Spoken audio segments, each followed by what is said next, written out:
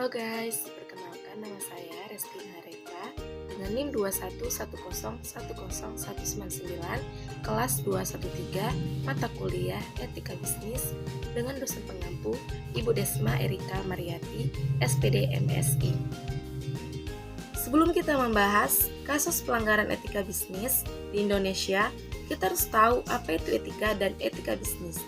Etika adalah cabang salah satu norma yang berkaitan dengan konsep tentang apa yang baik dan buruk, benar dan salah. Secara luas, etika mencakup berbagai aspek kehidupan manusia dan memberikan panduan moral dalam berperilaku. Etika bisnis adalah seperangkat prinsip moral dan nilai-nilai yang mengatur perilaku individu dan organisasi dalam dunia bisnis. Tujuan utama etika bisnis adalah memastikan bahwa kegiatan bisnis dilakukan dengan cara yang adil, jujur, dan dapat dipertanggungjawabkan, sehingga dapat membangun kepercayaan dan reputasi baik di mata konsumen, karyawan, pemegang saham, dan masyarakat luas. Adapun 5 prinsip-prinsip etika bisnis, yang pertama, prinsip otonomi, yang kedua, prinsip kejujuran, yang ketiga, prinsip keadilan, yang keempat, prinsip saling menguntungkan, dan yang kelima, prinsip integritas moral. 3 contoh kasus pelanggaran etika bisnis di Indonesia. Yang pertama, kasus PT Megasari Makmur. Baik, di sini saya akan menjelaskan latar belakang permasalahan dari perusahaan PT Megasari Makmur. Jadi, latar belakang permasalahannya itu dimulai dari perjalanan obat nyamuk yang bermula pada tahun 1996. Diproduksi PT Megasari Makmur yang terletak di daerah Gunung Putri, Bogor, Jawa Barat. PT Megasari Makmur juga banyak memproduksi tisu basah dan berbagai jenis pengharum ruangan. Obat nyamuk HIT juga mengenalkan dirinya sebagai obat nyamuk yang murah dan tangguh untuk kelasnya. Selain di Indonesia, HIT juga mengekspor produknya keluar Indonesia. Obat anti nyamuk HIT yang dinyatakan berbahaya yaitu jenis HIT 2,1A atau jenis semprot dan HIT 17L atau cair isi ulang. Lembaga Bantuan Hukum Kesehatan melaporkan PT Megasari Makmur ke Kepolisian Metropolitan Jakarta Raya pada tanggal 11 Juni 2006. Pelanggaran prinsip etika bisnis yang dilakukan oleh PT Megasari Makmur adalah prinsip kejujuran, di mana perusahaan tidak memberikan peringatan kepada konsumennya mengenai kandungan yang ada pada produk mereka yang sangat berbahaya untuk kesehatan dan perusahaan. Jika dilihat menurut Undang-Undang Dasar, PT Megasari Makmur sudah melanggar beberapa pasal, yaitu Pasal 4 Ayat 1 dan Ayat 3 atau hak konsumen, Pasal 7 Ayat 2 atau kewajiban pelaku usaha, Pasal 8 Ayat 1 dan Ayat 4, dan Pasal 19 Ayat 1, Ayat 2 dan Ayat 3. Menurut pasal tersebut, PT Megasari Makmur harus memberikan ganti rugi kepada konsumen karena telah merugikan para konsumen. Pihak produsen atau PT Megasari Makmur juga menyanggupi untuk menarik semua produk HIT yang telah dipasarkan dan mengajukan izin baru untuk memproduksi produk HIT aerosol baru dengan formula yang telah disempurnakan, bebas dari bahan kimia berbahaya.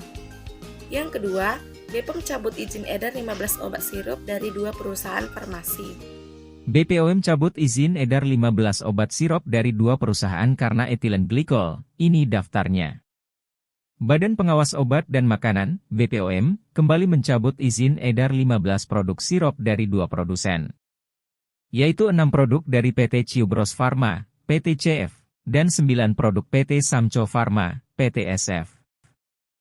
Hal ini dilakukan sebagai hasil investigasi lebih lanjut terkait temuan sirup obat yang mengandung cemaran etilen glikol, TG, dietilen glikol, DEG, melebihi ambang batas dan tidak memenuhi syarat, TMS. BPOM juga telah memerintahkan kepada ke-6 perusahaan farmasi tersebut untuk menghentikan kegiatan produksi dan distribusi semua sirup dan mengembalikan surat persetujuan izin edar semua obat sirup.